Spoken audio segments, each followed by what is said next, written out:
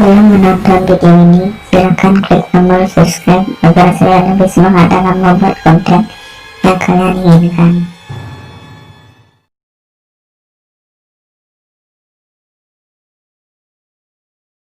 Tragedi Sampit, perang brutal antara Dayak dan Madura, 18 Februari 2001. Perhatian, sekali lagi gue ingatkan, tragedi di masa lampau kita ceritakan kembali bukan untuk menyinggung kelompok tertentu atau mengembalikan dendam lama. Hal ini kita niatkan sebagai pelajaran sehingga kejadian yang sama bisa kita hindari di masa depan.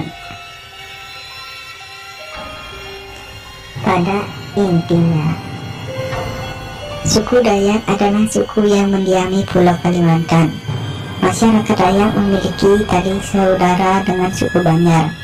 Keduanya konon berasal dari kakak beradik, di mana sang adik tinggal di keramaian dan menjadi suku Banjar, sementara sang kakak hidup dengan alam menjadi suku Dayak.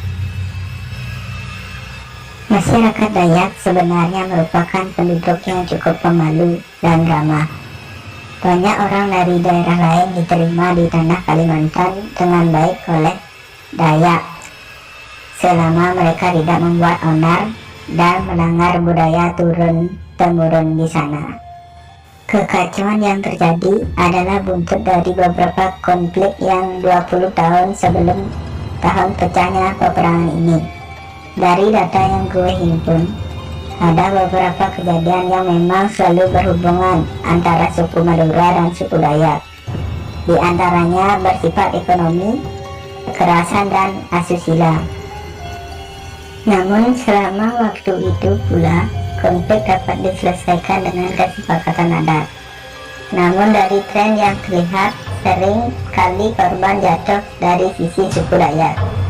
Sementara pihak kepolisian dirasa tidak serius dan sering kasusnya menghilang saja tanpa ada kejelasan. Lambat laun, jumlah suku Madura yang berada di tanah Kalimantan bertambah pesat. Bahkan jajaran dewan dan pimpinan kota saat itu umumnya memiliki darah keturunan Madura. Dominasi Madura mulai terasa setelah beberapa hukuman dinilai selalu menguntungkan pihak suku Madura.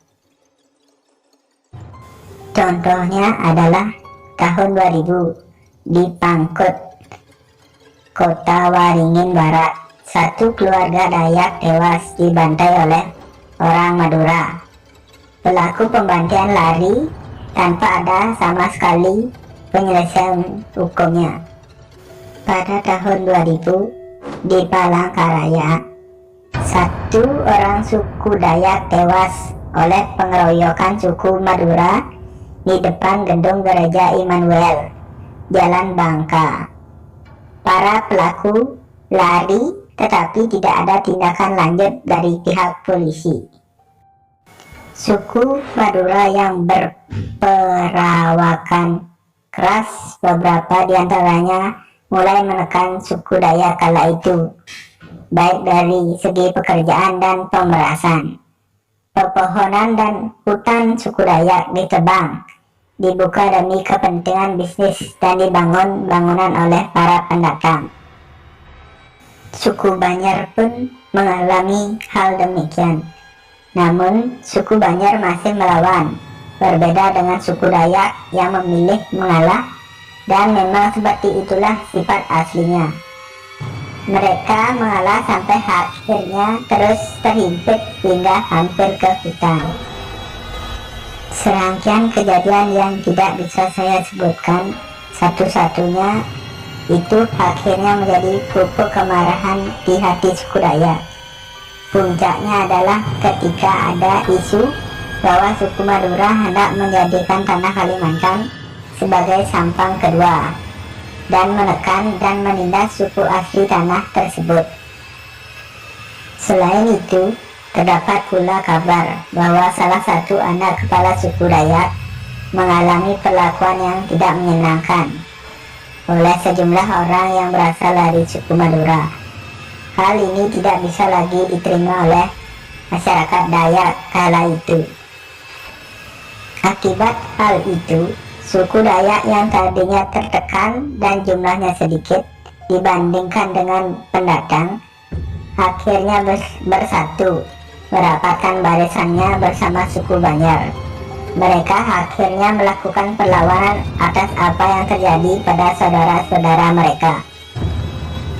Saat itu, bagi suku Dayak, suku Madura sudah tidak pantas lagi berada di tanah Kalimantan dan tidak sesuai dengan nilai-nilai yang selama ini mereka jaga.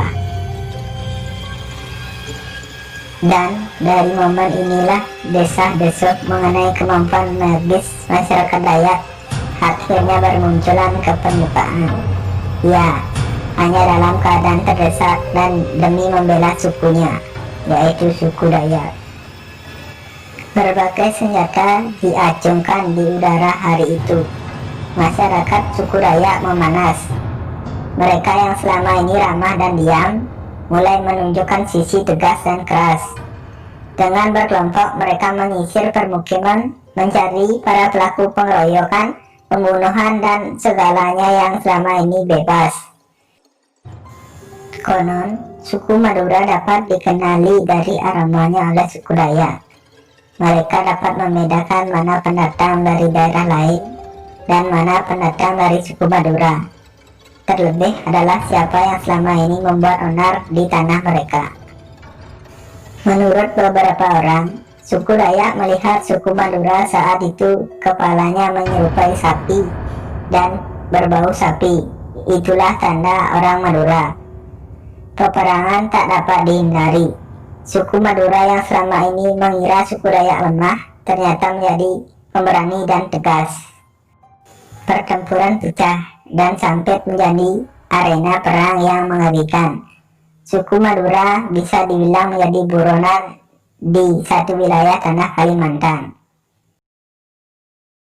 Mendengar saudaranya melakukan perlawanan, suku Dayak yang selama ini berpencar dan menyebar ke Kalimantan Timur, Kalimantan Selatan, Kalimantan Barat, bahkan Malaysia, akhirnya pulang untuk ikut perang. Selain itu, suku Dayak yang selama ini bermukim di dalam hutan pun ikut dan bergabung dengan suku Dayak dan suku Banjar di Sampit saat itu. Kini suku Dayak kembali menjadi dominasi di tanah nenek moyangnya. Beberapa orang suku Madura mencoba melawan, namun gagal, karena suku Dayak bukanlah suku biasa. Mereka memilih keahlian dalam menggunakan mandau dan sumpit. Mereka berjalan dengan tombak, panah, dan senjata tajam di genggam mereka. Begitu mereka merasakan keberadaan orang Madura, maka mereka akan mengejar dan menghabisinya. Pengungsian besar-besaran terjadi. Konflik pecah dengan sangat mengerikan. Namun suku Dayak tetaplah suku Dayak yang mengetahui nilai luhurnya dan mencatatnya. Serangan hanya dilakukan pada mereka, suku Madura yang berada di jalan dan melawan. Tidak ada serangan lain. Bahkan suku Dayak sama sekali tidak melakukan perusakan pada rumah ibadah agama lain. Mereka bahkan tidak menyerang suku Madura yang berlindung di gereja atau masjid. Pemandangan hari itu di jalan sangat mengerikan. Jenazah bergelimpah di mana-mana. Kepala-kepala manusia ditancapkan di ujung tombak dan diarak. Sebagian lain, tubuhnya diikat dan digeret menggunakan motor.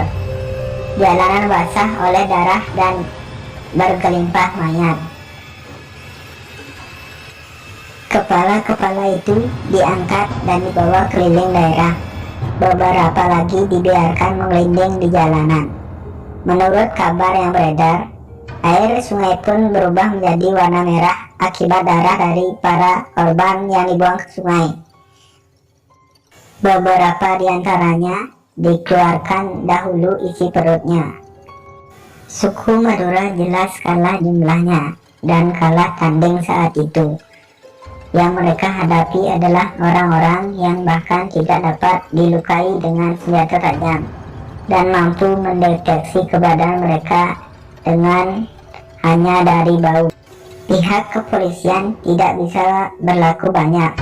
Konflik pecah dan tersebar secara merata. Di antara para polisi juga merupakan keturunan suku Madura dan membuat mereka harus mengungsi. Kerusuhan ini terus berlanjut hingga 20 Februari. Kota Sampit lumpuh.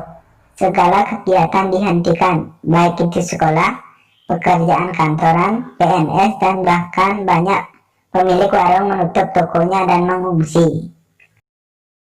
Setiap orang yang berani melewati titik perkumpulan orang diperiksa.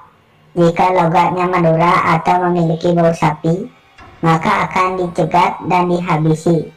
Sebaliknya, suku lain hanya akan diperingatkan untuk berbalik dan pulang tanpa mengalami kekerasan atau intimidasi apapun. Malam harinya, listrik padam. Kengerian bertambah dengan kondisi yang gelap gulita. Beberapa komplek perumahan diadakan jaga malam. Suku-suku lain selain Madura dan Dayak berparah perkampungan dan berjaga-jaga agar tidak ada orang luar yang bersembunyi. Di saat jauh seperti ini, dengan konflik yang masih berkecamuk, muncul kabar menghebohkan lainnya. Ketika suku Dayak Dalam masuk ke Sampit, konon bersamaan masuk sosok legenda Dayak, yakni Panglima Burung dan Panglima Kumbang. Panglima Burung menjadi salah satu nama yang memberak di kalangan masyarakat Dayak dan ditakuti oleh warga Madura kala itu. Menurut kabar yang beredar, Panglima Burung sejatinya adalah orang pendiam dan pemalu. Ia sangat ramah dan jarang berinteraksi dengan orang lain. Namun saat perang ini meletus, ia menjadi salah satu yang membantu serangan dengan cara membunuh tanpa melihat. Mandau-mandau yang bertebaran di udara dan langsung menyerang leher para musuh hingga tertusuk. Banyak saksi yang membenarkan keberadaan mandau terbang ini selama konflik Sampit berlangsung. Tanda Panglima Burung telah bergabung dalam pertempuran besar-besaran ini. Di tengah ketakutan dan kegelapan itu pula, sirine pemadam kebakaran terus berbunyi. Kebakaran dan asap membumbung tinggi di langit. Asalnya dari mana lagi kalau bukan dari rumah-rumah warga Madura yang dibakar. Kalau tidak dibakar, mereka akan kembali, ucap salah satu warga suku Dayak. Para pengungsi berfokus pada instansi pemerintahan. Tidak ada dari mereka berani kembali ke rumah masing-masing saat itu, walaupun di antara mereka ada dari suku lain. Mereka diperintahkan memasang kain kuning atau kunyit di depan rumah mereka sebelum mengungsi, agar dikenali bahwa itu bukanlah rumah suku Madura. Perang ini juga terjadi di luar Sampit, menyeberang ke kota Sambas, Palangkaraya, dan Pontianak, walaupun perang tetap tertinggi di Sampit. Tercatat setidaknya 500 orang tewas kala itu, walaupun banyak yang yakin jumlah sebenarnya adalah mendekati 1000, dikarenakan banyaknya jenazah yang dibuang atau dimakan hatinya dan organnya. Tidak ada data pasti berupa jumlah orang yang meninggal saat itu. Sementara dari sisi suku Dayak, tidak diketahui pasti jumlah korban. Pada 23 Februari, kondisi sudah bisa dikatakan pulih, walaupun kewaspadaan masih tinggi kala itu. Air pump masih berwarna merah, konon dikarenakan oleh darah. Sementara itu, para penduduk suku Dayak Dalam kembali ke hutan, dan orang-orang Dayak dari berbagai daerah kembali ke daerahnya. Suku-suku selain Madura juga kembali ke rumah dan mendapati rumahnya dalam keadaan utuh. tidak dijarah dan tidak dibakar. Sementara masyarakat Madura saat itu memilih pulang ke Madura karena takut dan khawatir akan terjadinya konflik susulan. Selain itu, harta benda dan rumah mereka pun sudah habis terbakar. Beberapa tahun lalu, konflik serupa hampir saja terulang. Namun, tindakan cepat polisi berhasil meredakan konflik tersebut sehingga tidak meluas. Semoga ini jadi pelajaran berharga bagi kita semua. Di mana bumi dipijak, di situ langit dijunjung. Di mana saja kita berada, maka hormati dan hargai segala adat di sana. Kejadian ini tidak akan terjadi jika tiap-tiap etis hidup berdampingan dan saling menghargai antara manusia. Dan satu lagi, jangan pernah membangunkan harimau tidur. Semoga kejadian yang sama tidak terulang lagi dan kita sebagai bangsa Indonesia adalah satu kesatuan.